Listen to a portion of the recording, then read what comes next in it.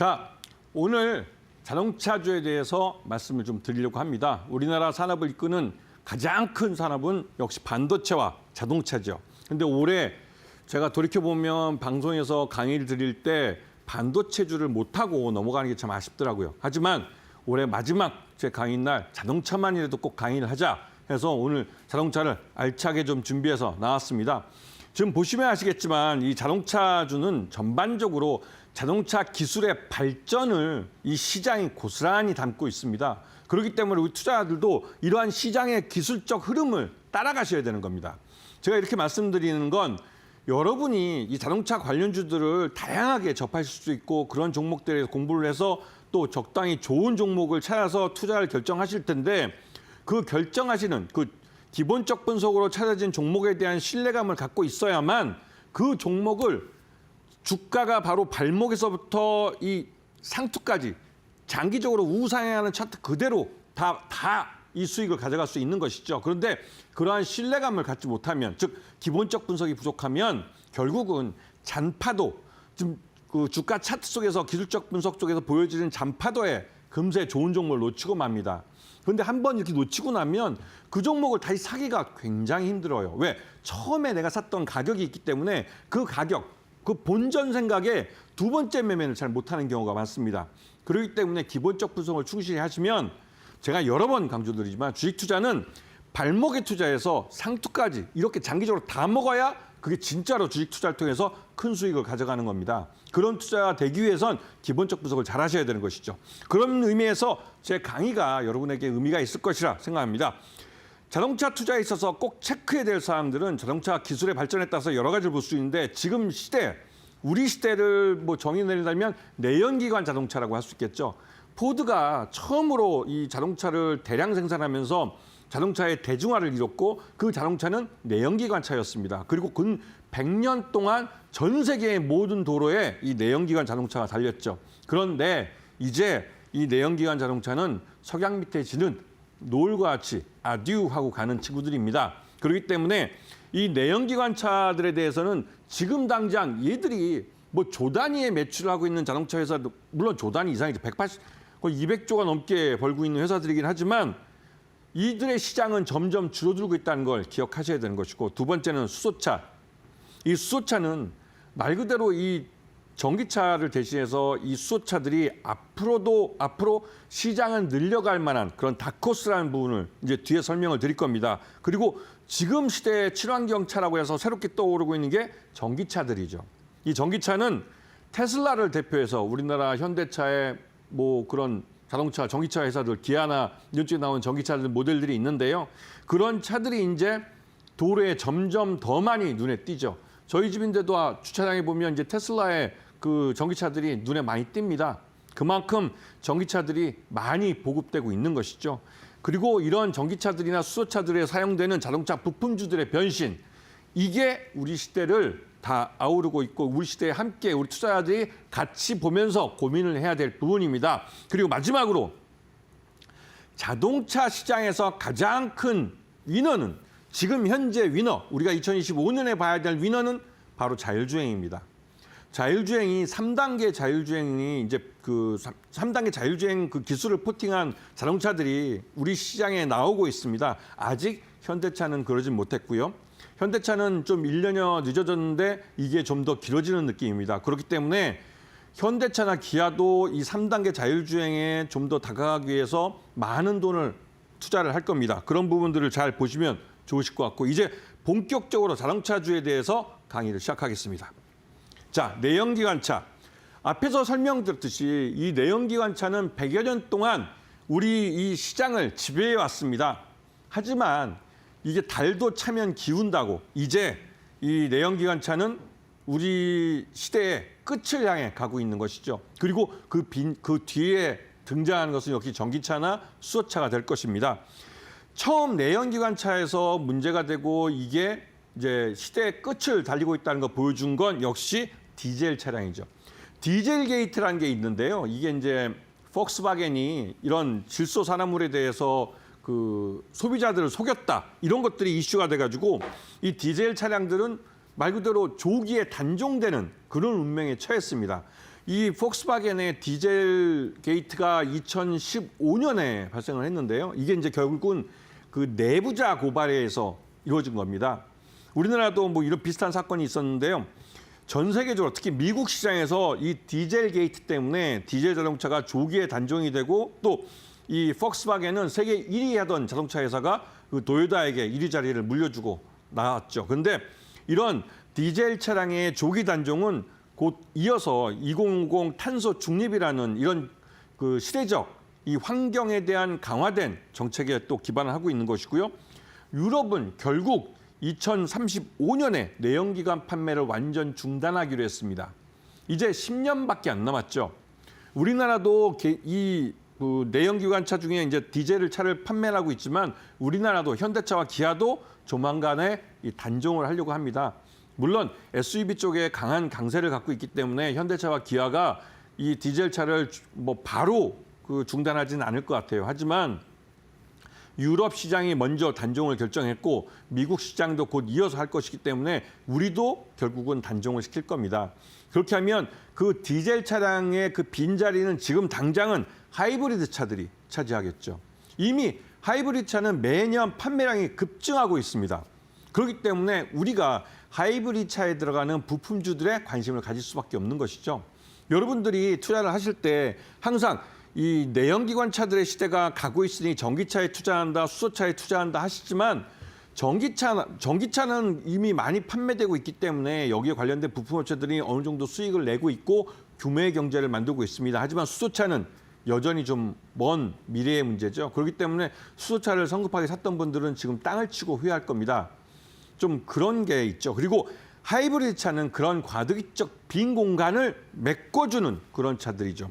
하이브리드 차는 말 그대로 엔진과 또 전기 모터를 모두 갖고 있는 차입니다. 그러니까 그 안에 또 그 무거운 그 배터리도 같이 갖고 있죠. 그래서 굉장히 보면 좀 그 비효율적인 면이 있습니다.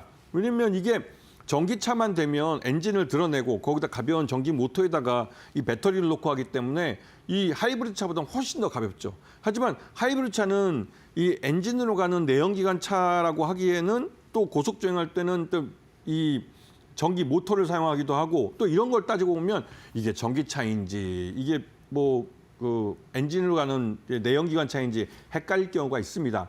하지만 지금은 아직까지 전기차 충전기나 이것들이 많이 보급되지 않았고 물론 요즘은 많이 보급됐습니다. 최신 뭐 아파트 같은 경우는 지하에 일반 승용차보다는 전기차 충전기를 갖고 있는 그런 그 충전 면적, 그러니까 주차 면적이 훨씬 더 많은 경우가 있으니까요. 이런 부분도 잘 보시면서 2030 조만간 2030년 이후에는 친환경차, 즉 전기차나 수소차들이 훨씬 더 우리 주변에 더 많이 보이게 될 겁니다. 이 말뜻은 우리가 그러니까 매매하고 있는 현대차와 기아차도 조만간 전동화를 통해서 이 전기차로의 전환을 빨리 서두르겠다 했던 것처럼 그렇게 전환하지 못하면 자동차 이 시장에서 퇴출될 수밖에 없다는 사실인 것이죠. 그래서 이런 부분을 좀 보고 공부를 좀 하셔야 됩니다. 두 번째는 이제 전기차입니다. 이 하이브리드 차가 과도기적 시장을 넘어서 이제 전기차로 넘어간다면 지금 전기차의 세계 1위는 뭐 엊그제까지만 해도 테슬라였죠. 하지만 이제는 중국 차들입니다. 근데 이게 우스갯소리 같지만 중국 차들이 그 1970년대 후반에 미국과 중국이 핑퐁 외교로 처음 외교를 시작해서 중국에 공장을 짓기 시작하면서 거기서 조그마한 아이들이 갖고 노는 전기 자동차, 전기 장난감이죠. 장난감 전기 그 자동차를 만드는 그런 중국인들이 어느 날 갑자기 세계 최대의 BYD 같은 전기차를 만드는 회사를 갖게 되는 그런 상황이 도달했습니다. 그렇게 된 이유가 말 그대로 중국은 너무 오랫동안 전기 모터를 갖고 여러 가지들을 만들어 왔어요. 아이들이 갖고 오는 장난감부터 뭐 다양한 그 공작 기계까지. 그러다 보니 전기 모터를 갖고 이 전기 자동차를 만드는 데 있어서 중국이 먼저 치고 나가는 건 뭐 자연스러워 보이기까지 합니다. 저는 이제 코로나 이후에 간 적이 없지만 예전에 이 중국에 출장을 가보면 중국의 무슨 베이징이든 텐진이든 그 지역에 도착을 하면 일단 냄새부터가 굉장히 뭐 안 좋습니다. 공기가. 근데 그런 나라였는데 요즘 중국을 갔다 오신 분들은 공기가 예전보다 굉장히 맑아졌다는 얘기를 합니다. 그게 물론 그런 화북 지형의 이제 공장들, 그런 공해 배출 공장들을 많이 없애기도 했지만 자동차들이 전기차로 많이 전환되면서 중국이 공기가 많이 좋아졌다는 그런 말을 하고 있습니다. 그 정도로 중국은 전기차에 있어서 굉장히 앞서가는 나라가 됐어요. 그리고 미국도 이런 전기차에 대해서 테슬라가 1위를 하고 있기 때문에 그 나름대로 이제 전기차로서는 미국이 굉장히 큰 시장이 되고 있고 우리나라 뭐 현대차나 기아차도 그렇고 우리나라 LG 엔솔이나 SK온 또 삼성 SDI 같은 전기차 배터리 업체들이 그 미국의 뭐 포드나 GM 같은 회사들과 합작으로 거기서 공장을 짓기도 했습니다. 그러면서 이제 인플레이션 감축법 IRA에 따라서 거기 진출도 같이 했죠. 그런데 이렇게 전기차들 시장이 점점 커지고 있는데 갑자기 몰아닥친 게 이 얼리 어답터들이 차를 다 사버린 겁니다. 이제는 말 그대로 다음 단계로 즉 전기차 대중화로 넘어가기 위한 전기차 캐즘이라는 수요가 둔화되는 그런 죽음의 계곡을 거쳐가야 되는 시기가 온 것이죠. 그래서 지금 미국의 뭐 GM이나 포드 같은 미국 브랜드들도 마찬가지고 우리 한국의 현대차나 기아도 굉장히 어려운 시기를 겪고 있습니다. 수요가 줄어든 이유 때문이죠. 이거는 LG 엔솔이나 SK온, 삼성 SDI도 마찬가지입니다. 고객사들인 이 전기차를 만드는 업체들이 생산량 자체를 줄였어요. 그리고 미국에다가 만든 그 신공장들, 전기차 합작 공장들, 전기차 배터리 합작 공장들이 가동을 1년 이상 늦췄습니다. 그러면서 지금 우리나라의 이런 2차 전지 관련주들이 대부분 주가가 별로 안 좋은 상태였던 것이죠. 그래서 지금 윈도우 드레시성 매수세가 들어오면서 주가를 떠받치는 겁니다. 왜? 많이 하락했기 때문에. 아시겠습니까? 그리고 전기차 캐즘 현상은 전기차 판매량과 바로 연결되지만 또 한편으로는 이 고비만 넘어가면 그 사이에 테슬라가 전기차 가격을 굉장히 낮췄습니다. 이 낮출 수 있었던 건 이 테슬라의 전기차 모델들은 이미 개발된 지 2020년 이전 모델들이에요. 우리나라 현대차나 뭐 아이오닉 6나 뭐 지금 나오는 아이닉스 9인가 그런 겁니다 아마. 그리고 기아도 EV6 뭐 이렇게 나오는데요. 이런 업체들은 최근에 2020년 이후에 만들어진 전기차 모델이죠. 아직 모델비를 못 뽑은 모델들입니다. 그만큼 모델 개발비나 이런 것들이 차값에 포함이 돼 있죠. 그래서 이 테슬라는 요 사이에 자기의 미국 전기차 시장을 지키기 위해서 값싸게 그 모델 3나 이런 모델들의 전기차 가격을 굉장히 인하했습니다. 그렇게 하면서 오히려 GM이나 포드 같이 후발주자들은 오히려 전기차 신모델을 갖다 놨는데 가격이 너무 비싸다고 보조금까지 주는데도 외면받았죠. 그래서 결국은 GM이나 포드가 우리나라 LG 엔솔이나 삼성 SDI나 뭐 SK온에게 아쉬운 소리 하면서 그 같이 투자했던 그 전기차 배터리 공장을 1년 후에 가동을 하자고 다 만들어 놓고 지금 놀리고 있는 상황입니다.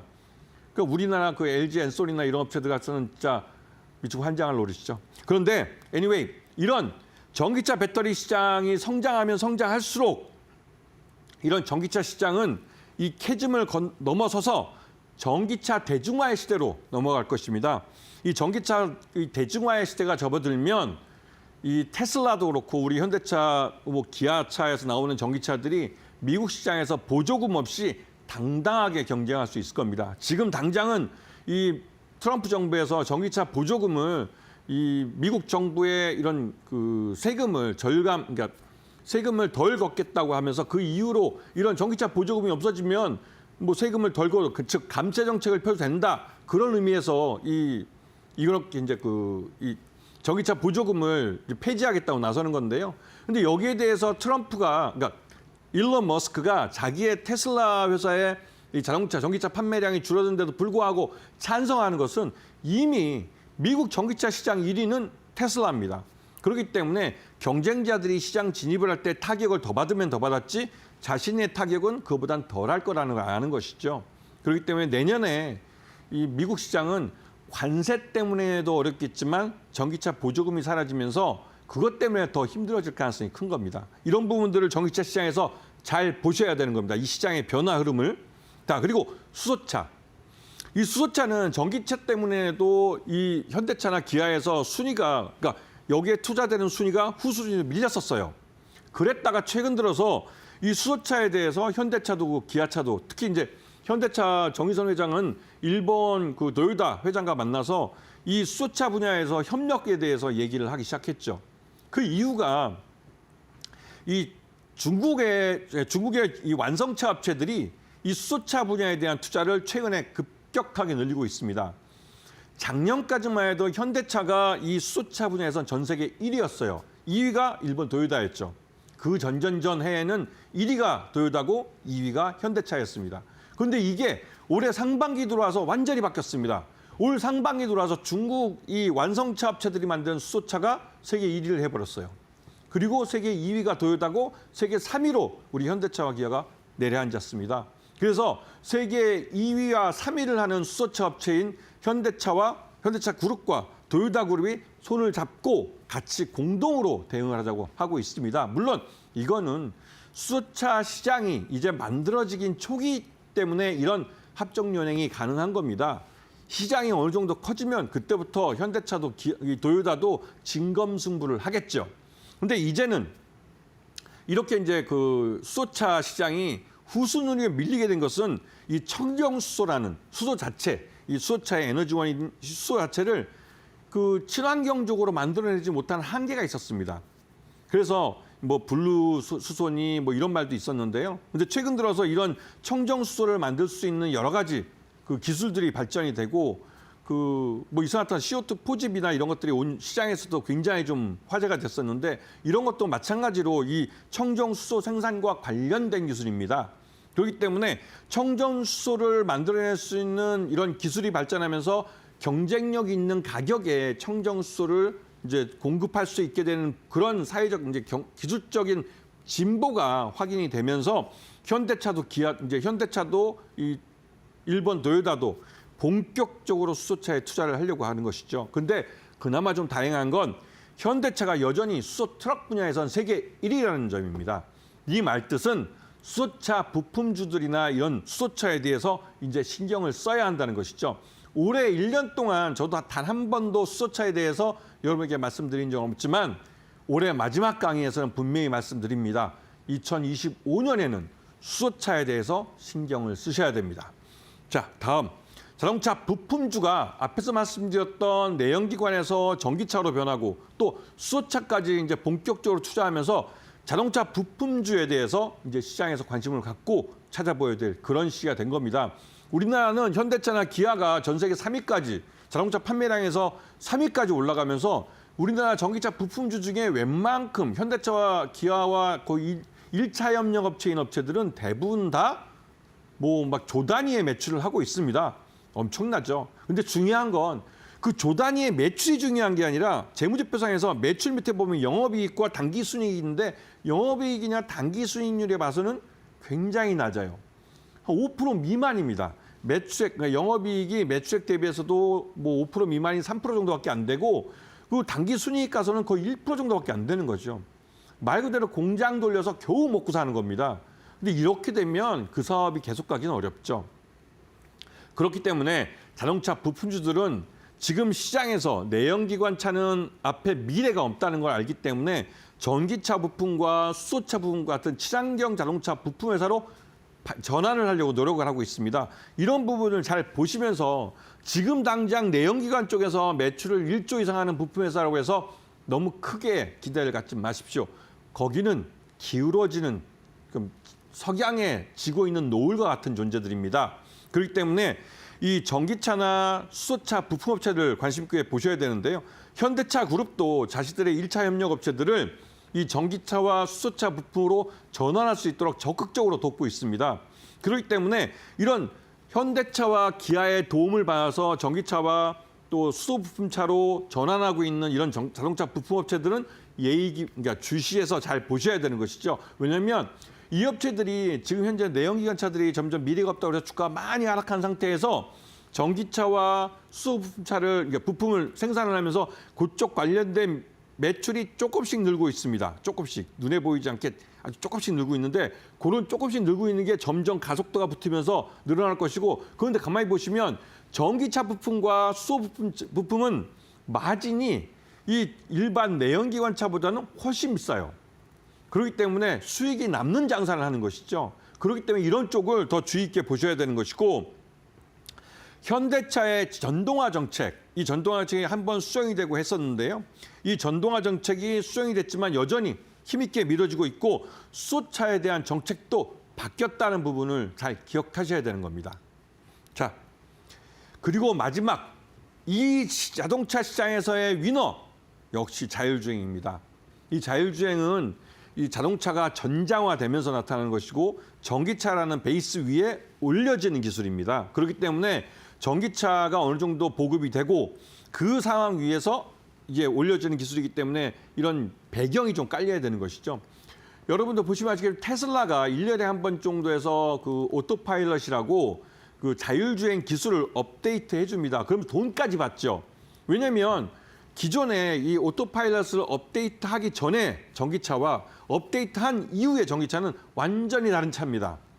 이게 우리가 한번 자동차를 판매하고 나면 끼케야 뭐 가서 뭐 타이어 공기압이 하나 넣고 아니면 내연기관 엔진 오일에다 갈고 이러던 이렇게 관리하던 그런 자동차와 다르게 이 자율주행은 말 그대로 이 전기차에 우리가 이제 그 컴퓨터에서 이제 업그레이드 하듯이 인터넷을 연결해서 바로 거기서 이제 업그레이드된 기술이 그 자동차에 포팅이 되는 겁니다. 그러면서 업데이트가 된 전기차는 말 그대로 자율주행 기술 분야에서 한 단계 더 진보된 차가 되는 것이죠. 이런 부분들을 잘 보시면서 자율주행이 앞으로의 시장에서 위너가 될 거라는 부분을 분명히 기억하셔야 됩니다. 그리고 2025년에 내년에는 3단계 자율주행이 어느 정도 보편화돼서 상업화될 가능성이 크고 이에 관련된 자동차 모델들이 점점 많이 시장에 나올 겁니다. 그리고 2030년 정도에는 4단계가 이제 들어갈 것이고요. 2050년에는 완전 자율주행이라는 5단계가 실현될 가능성이 큽니다. 이거는 6G라는 통신과 연결돼 있기 때문에 현대차가 KT를 인수한 이유가 되겠죠. 자, 자동차주에 대한 매매 공략 팁을 좀 드리겠습니다. 내년에 투자하실 때 제일 먼저 봐야 될 건 자율주행입니다. 이 자율주행 관련주들이 최우선적으로 투자할 분야로 선정이 되고 여기서 실적이 증가하는 종목들을 찾으셔야 됩니다. 왜? 자율주행은 더 이상 R&D만 하는 기술이 아닙니다. 현대차와 기아가 이 기술을 사줘서 모델들에게 이 그 자율주행 기술을 포팅을 해서 시장에 팔고 있는 기술이 되기 때문에 실적이 증가하는 회사들이 나올 겁니다. 그리고 2025년 하반기에는 전기차 캐짐 현상이 회복세로 돌아가면서 내년 하반기에는 전기차도 이제 판매가 늘어날 것입니다. 자연스럽게 자율주행 관련주들도 수익이 늘어나는 구조가 되는 것이죠. 그리고 하이브리드카 부품주, 이건 지금 당장 실적이 늘고 있고 판매가 늘고 있는 분야이기 때문에 하이브리드 부품자들을 잘 보셔야 하는 것이죠. 그리고 모든 걸 다 아울러도 내년에 트럼프가 보편 관세를 도입을 하게 되면 현대차와 기아는 타격을 받을 수밖에 없습니다. 우리나라 울산에서 자동차를 만들어서 태평양을 건너가는 동안 거기에 보편 관세 20% 정도가 붙어버리면 미국 시장에서 판매되기에는 굉장히 비싼 자동차가 되는 것이죠. 그렇기 때문에 미국에서 알라바마나 조지아에 현대차와 기아가 공장들을 갖고 있는데 또 안타까운 점은 이 부품들이 알라바마와 조지아주에도 있지만 멕시코에도 있다는 문제입니다. 멕시코에서 넘어올 때 또 관세를 붙인다고 그러니까 현대차와 기아는 내년에 굉장히 어려워질 가능성이 커요. 1월 달에 트럼프가 집권하고 나서 보편 관세를 과연 우리나라 자동차 회사들이 얼마나 메이드 인 코리아에 얼마나 붙이는지 이 부분을 잘 보셔야 되고 이 보편 관세가 좀 높아질 경우에는 자동차주들도 내년에 굉장히 힘들어질 거라는 것을 기억하셔야 됩니다. 아시겠죠? 자, 오늘 1차 강의는 이걸로 마무리 짓겠습니다.